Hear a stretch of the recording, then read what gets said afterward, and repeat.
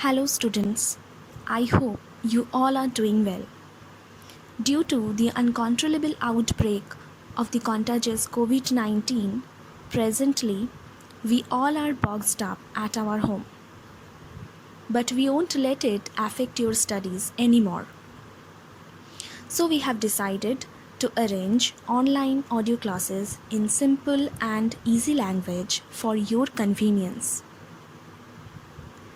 Here, I will discuss about the chapters and topics related to the syllabus as much as possible. So, let's begin. Here, I have divided the audio class into 5 parts, each part consisting of a single topic. I will tell about the name of the chapter and its author in part 1. Part 2 is about Introduction to the poem. Part 3 Poet's motive. Part 4 Important literary device used in this poem. Part 5 Explanation of the poem stanza wise.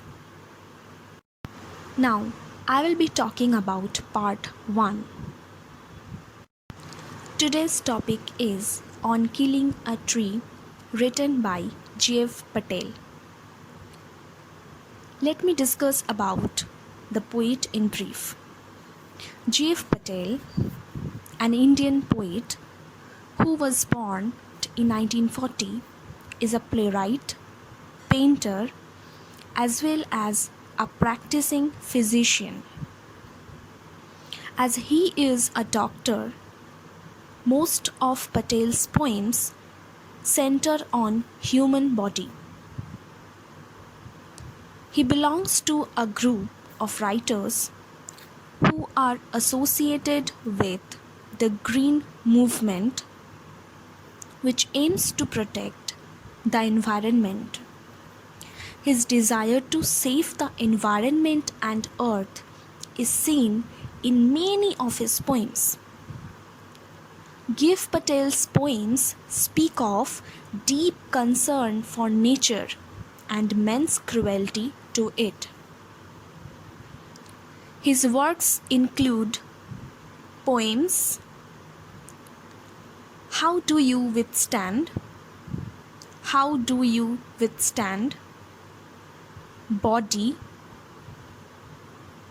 and Mirrored Mirroring. Mirrored Mirroring. He has also written 3 plays titled Princess, Savaska, and Mr. Behram. Part 2 Introduction to the poem. On Killing a Tree is a very popular poem by J.F. Patel. It is taken from Poems, P-O-E-M-S, Poems, published by Nizam-e-Scale in 1966. It is about man's insensible destruction of trees. The poem presents a vivid picture of man's cruelty towards nature. The tree is a symbol of nature surrounding us.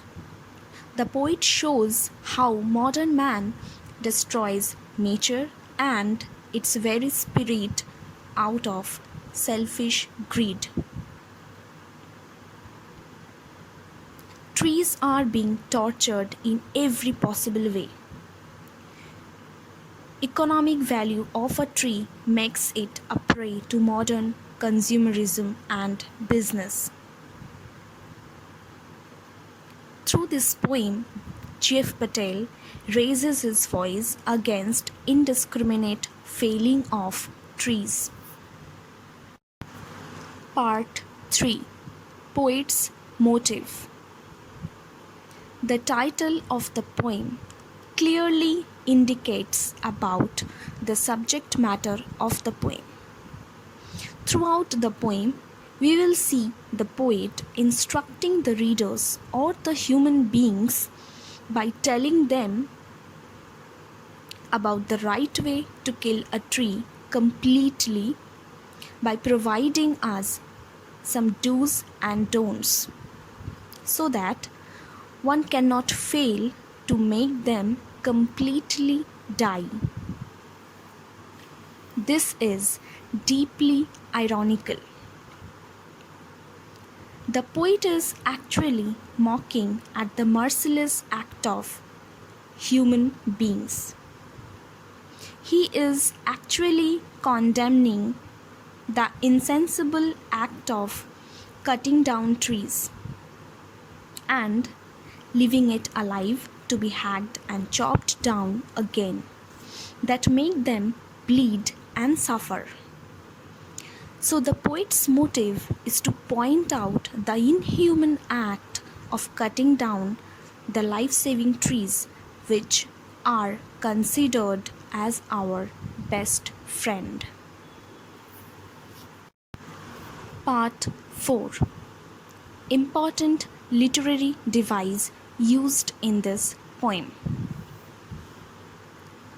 A writer or a poet uses literary device to produce a special effect in their writing.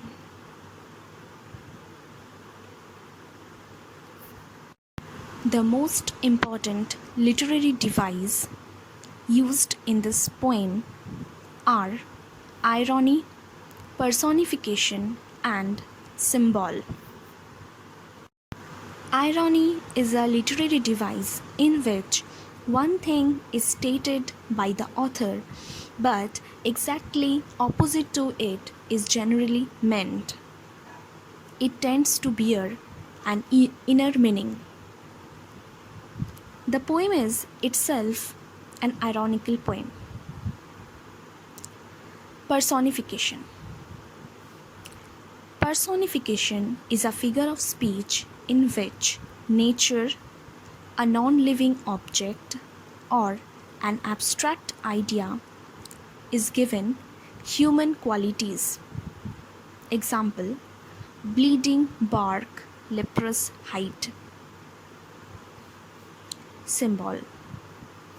Symbol is an expression that stands for something else. The poem is full of symbols representing life and death. Example: words like air, water, sprouting suggest life and its growth. On the other hand, jab of the knife, hack and chop, scorching suggest violence and death. Part 5. Explanation of the poem. The poem is written in free verse, which does not follow any regular rhyming pattern. Stanza 1. It takes much time to kill a tree. Not a simple jab of the knife will do it. It has grown slowly, consuming the earth, rising out of it, feeding upon its crust, absorbing years of sunlight, air, water, and out of its leprous hide, sprouting leaves. In the first stanza, the poet is declaring the fact that it is not an easy task to kill a tree completely, as it seems to be. It is quite a difficult task, and so a jab of knife will merely succeed in doing this. The tree is large in size and it is deep-rooted. A tree grows up by consuming the earth's nutrients, taking its food from the crust the upper layer of the earth's surface. It also absorbs years of sunlight, air, and water to become a full-grown tree. Thus, green leaves come out of its leprous hide, that is, the rough, discolored bark of a tree. Leprosy is a human disease that affects the skin, makes it rough, and leaves several marks on the skin. Here the poet has personified the tree by comparing its bark to a human disease. Stanza 2. So, hack and chop, but this alone won't do it. Not so much pain will do it. The bleeding bark will heal, and from close to the ground will rise curled green twigs, miniature boughs, which, if unchecked, will expand again to former size. Here, the poet is stating that only the act of hacking and chopping cannot kill a tree completely. This pain is not going to be enough to destroy its willpower. The poet knows the fact that if the tree is left alive, the bark that is bleeding out of pain will be cured soon because of its resistant power. The new green curled twigs will again start rising from close to the ground without having the sense of being chopped down again. The poet is not able to bear this pain actually. That is why he is afraid of seeing the regrowth of the tree. He knows well that the miniature boughs, that is the small branches of the tree, will grow to its former size if it is kept unnoticed or unchecked for some times. In spite of getting hurt for too many times, the tree, having life in it, has a tendency to withstand the pain and regrow. Here, in the expression bleeding bark, the poet is personifying the bark of the tree again by giving the human qualities of bleeding to it. Stanza 3. No, the root is to be pulled out of the anchoring earth. It is to be roped, tied, and pulled out, snapped out, or pulled out entirely out from the earth cave, and the strength of the tree exposed, the source white and weight, the most sensitive hidden for years inside the earth. In the third stanza, the poet is stopping the readers from doing mere acts like hacking and chopping. He is suggesting the best possible way to kill a tree completely in order to save them from a renewal pain is to pull out its root entirely out of its anchoring earth.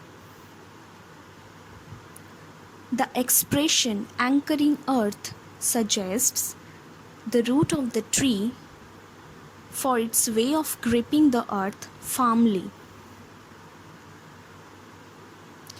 The poet is emphasizing the act of pulling out its root from the cave or the hollow of the earth.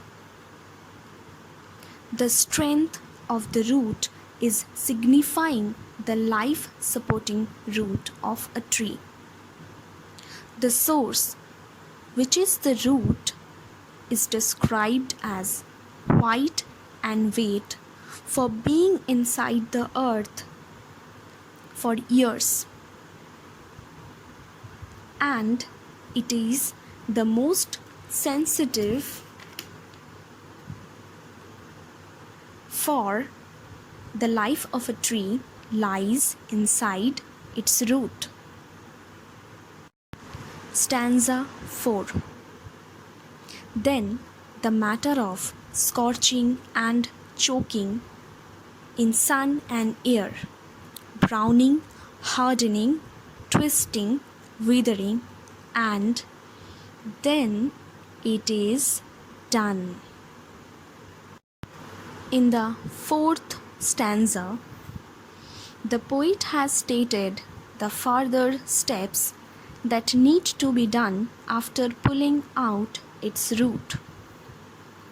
He suggests the tree to be scorched and choked under the sun and open air, and then it proceeds to the acts of browning, hardening, twisting, and withering.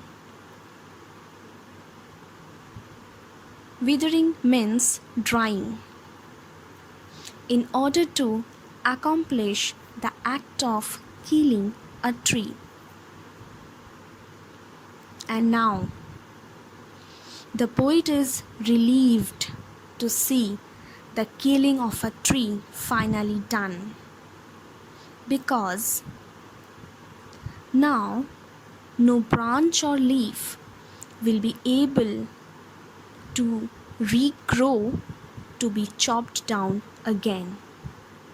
Thus, the poet has succeeded in liberating the tree from its daily pain.